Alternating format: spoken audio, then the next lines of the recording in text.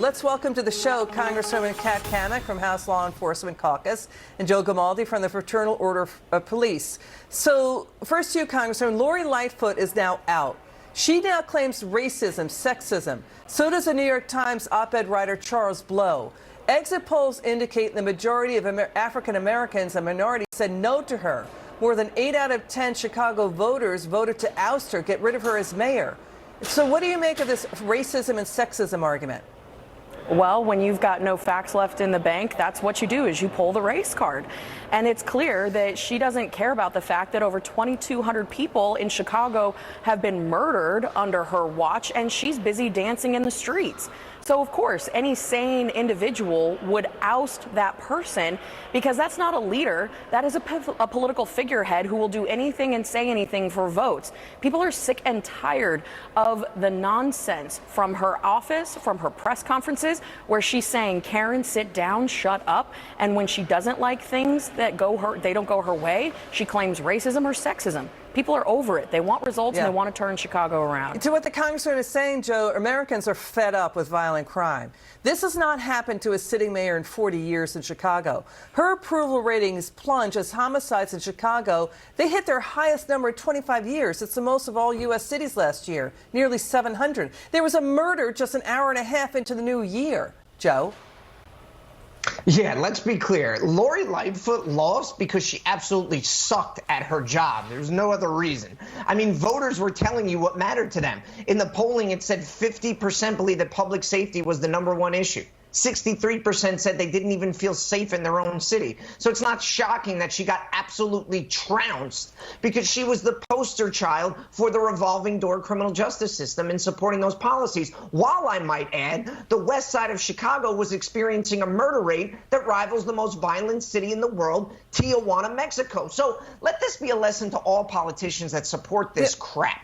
We are not going to stand for this anymore, and they're going to vote you out. Your job's on the line now, so maybe you'll actually listen to us. And the message is clear. We want safe streets for everyone. So to what Joe just said, Congresswoman, you know, Chicago has the second most Fortune 500 companies. But, Congresswoman, that number is shrinking. 3 have left as crime went up, taxes went up, Boeing, Citadel, and Caterpillar.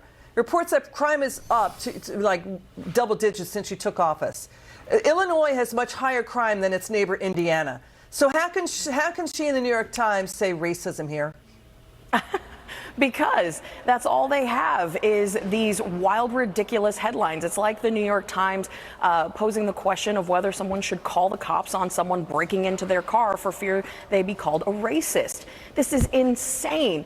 As Joe pointed out so beautifully, people are scared to leave their homes. No parent in their right mind wants to send their kids to school in essentially what is a war zone. I wouldn't want my kids walking down the street when drive-bys are happening on the regular. Nobody does. And for these companies that are Fortune 500 companies, they have their employees and their employees' families to think about.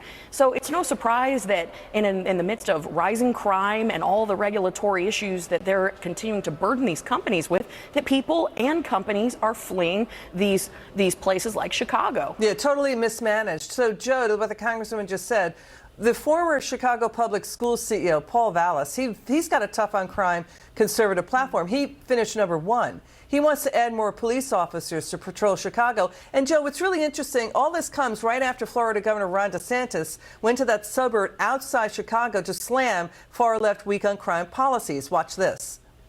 You see massive increases in crime in places like Los Angeles, Seattle, Chicago, San Francisco, Philadelphia.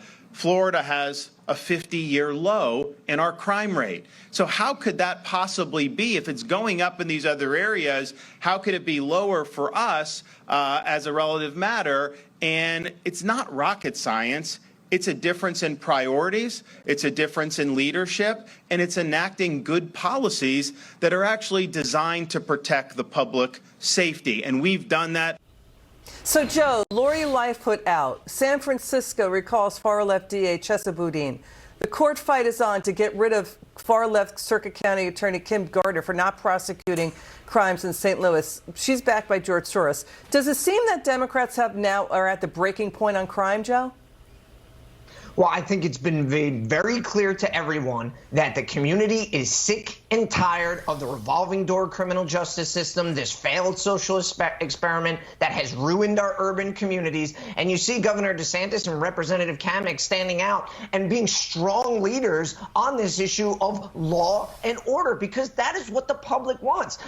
As Governor DeSantis says, this is not rocket science. We need to hold criminals accountable for their actions, and we can actually make an impact on crime. And another idea is maybe we just, support police officers, because we're out there doing our jobs every single day, and the rest of the criminal justice system is letting us down by letting these dirtbags out over and over again. To Joe's point, let's watch voters and DAs now in Portland, Oregon. They're now upset about weak on crime policies. Watch this from Fox Digital. Portland is a hollowed out shell of what it used to be. Businesses are fleeing and people are leaving for greener pastures. Voters need to wake up and vote differently. If you make over $250,000, you're one of the most heavily taxed people in the country. For what? I mean, I think people are looking around and wondering what services they're getting in return when they see lawlessness, crime, and decay. Public safety is failing in Multnomah County, and that's not a shocking statement. It's a complete disaster. What we know is that businesses are leaving Portland, people are leaving Portland, and visitors aren't coming to Portland. Congresswoman, what can Congress do about this? New data coming in, just about only half of U.S. homicides are solved. That's down from 90% in the 60s. This is directly related to what's going on in U.S. cities. The majority of U.S. crimes happen in U.S. cities, right? So what can Congress do about this? Well, first and foremost, we're seeing a mass exodus out of the profession of law enforcement, because you have people in these blue cities and states that say they back the blue, but then they turn around and do the complete opposite. And it's very demoralizing for our men and women in uniform to lock these criminals up, and then they turn around the next day, they're back out on the street. So you have people retiring, you have people not choosing to recruit and go into the profession.